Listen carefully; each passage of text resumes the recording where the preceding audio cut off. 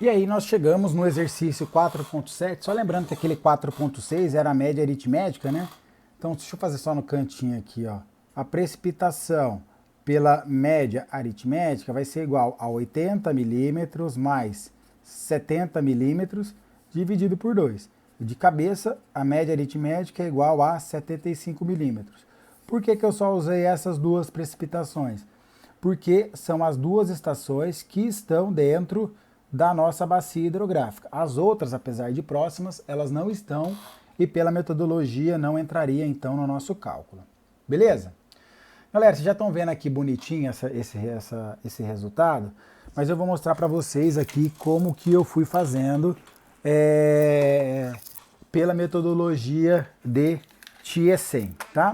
A gente tem que descobrir qual que é a área de influência de cada uma das estações que estão dentro do nosso, dentro e próxima das nossas bacias hidrográficas, tá?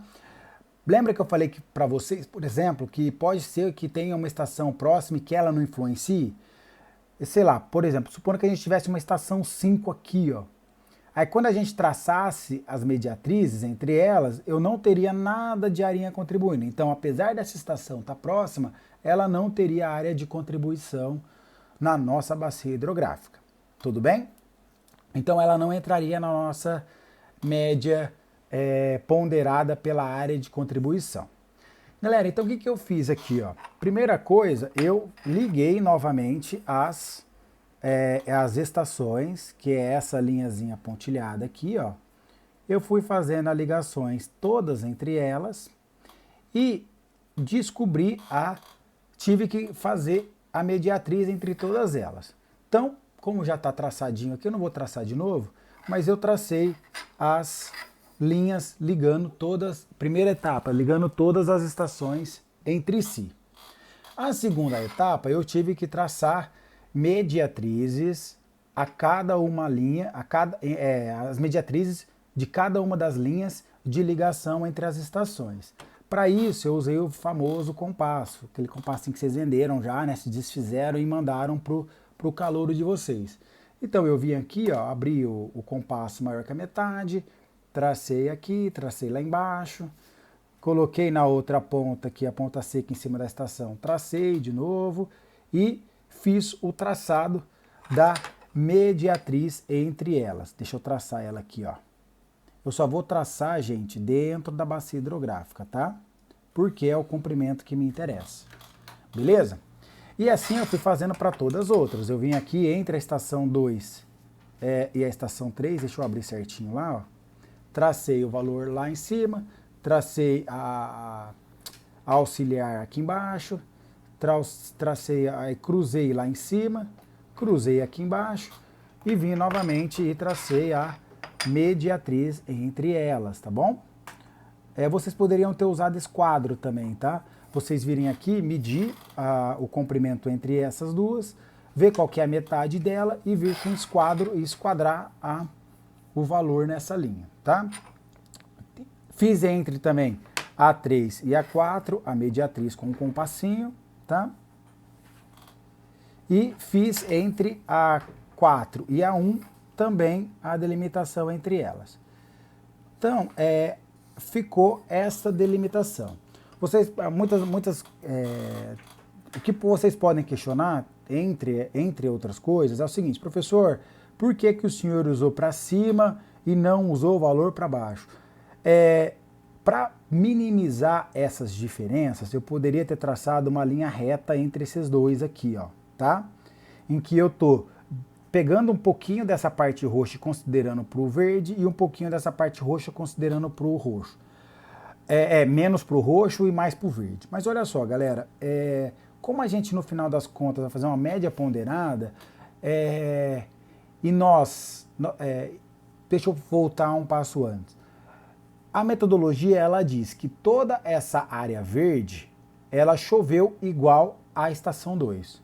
E de fato, nós sabemos que uma chuva pontual, ela não necessariamente acontece em toda essa área. Idem para o 1, eu estou considerando que toda essa área vermelhinha choveu a mesma coisa que choveu pontualmente na estação 1.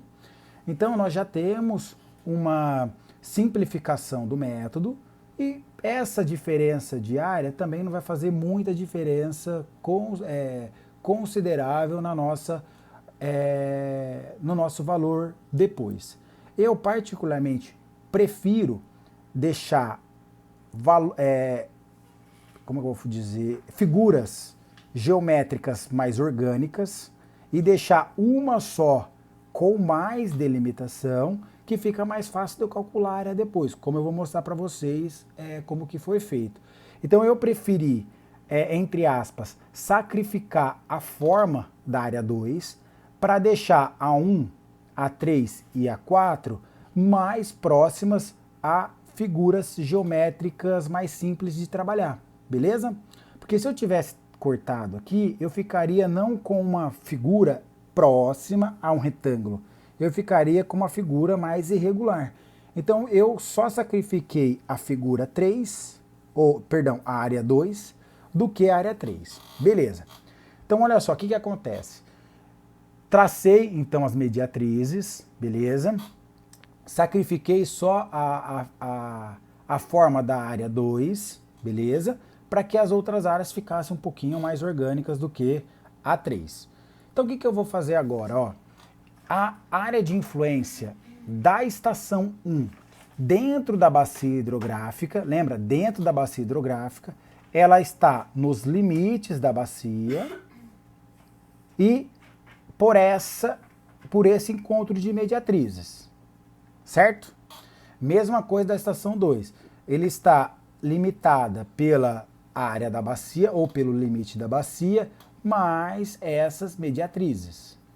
A área 3, mesma coisa, apesar dela estar fora, são os limites da bacia mais as mediatrizes. Esse é o limite da área 3. Essa área aqui fora, ó, é muito comum levar em consideração, mas ela não faz parte da bacia, então ela não entra na ponderação, só entra de fato aquela área que está dentro da bacia. Finalizando, mesma coisa, essa área externa aqui, a estação 4, ela não entra na ponderação. O que vai entrar na ponderação somente? O limite da bacia hidrográfica mais o limite das mediatrizes.